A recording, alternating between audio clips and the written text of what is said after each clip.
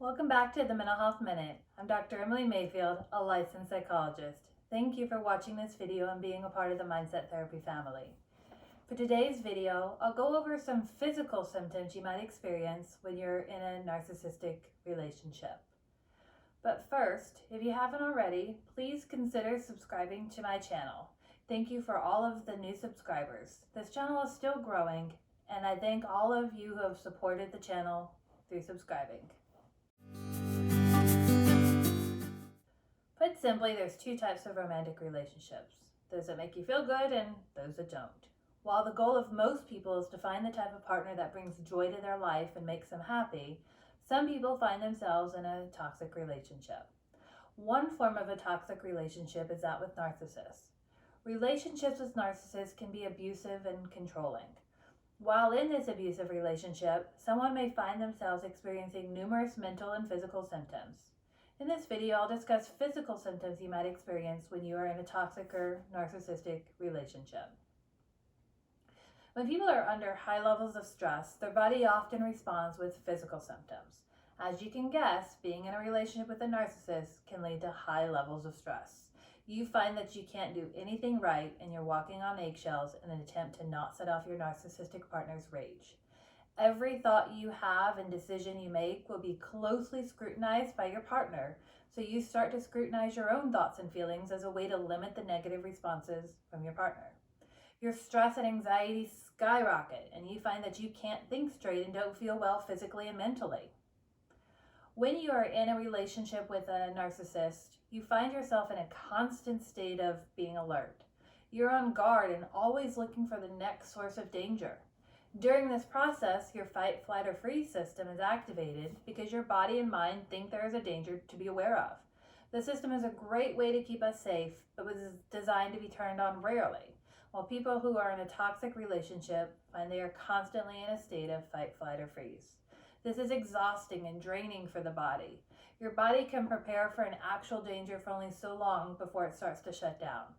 At some point, it has no more resources left to devote to keeping you safe.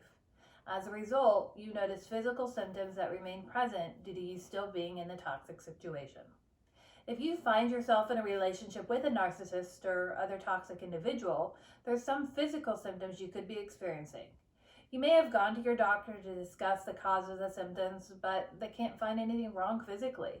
You may be frustrated because you know that you're feeling sick and tired, but they can't pinpoint the cause. If you're in a toxic relationship where you feel in constant danger or always on edge for fear of doing something wrong, your physical symptoms can be due to exhaustion, mentally and physically, from sustained activation of the fight, flight, or freeze response. So what physical symptoms might you find yourself experiencing? So first ones are upset stomach, indigestion, heartburn, and nausea. Your stomach is a complex organ that secretes acids and enzymes to aid in digestion of food. Your stomach is full of nerves to ensure it works correctly in the digestion process. However, as stress appears in your life, it can set off the balance of this complex organ. When the fight, flight, or freeze response is activated by the sympathetic nervous system, the stress hormone cortisol is released to prepare for the threat. This can lead to an increase in heart rate, changes in breathing, and increase in muscle tension. All these things can impact the stomach and digestive system, which have various muscles and nerves involved in the digestive process. Imbalance might lead to the experience of an upset stomach, indigestion, heartburn, and nausea. You might also experience diarrhea. Prolonged stress and the development of anxiety can lead to further digestive issues such as diarrhea. The fight, flight, freeze system has been activated due to the increased stress. One effect of this activation is muscle contractions due to muscle tension.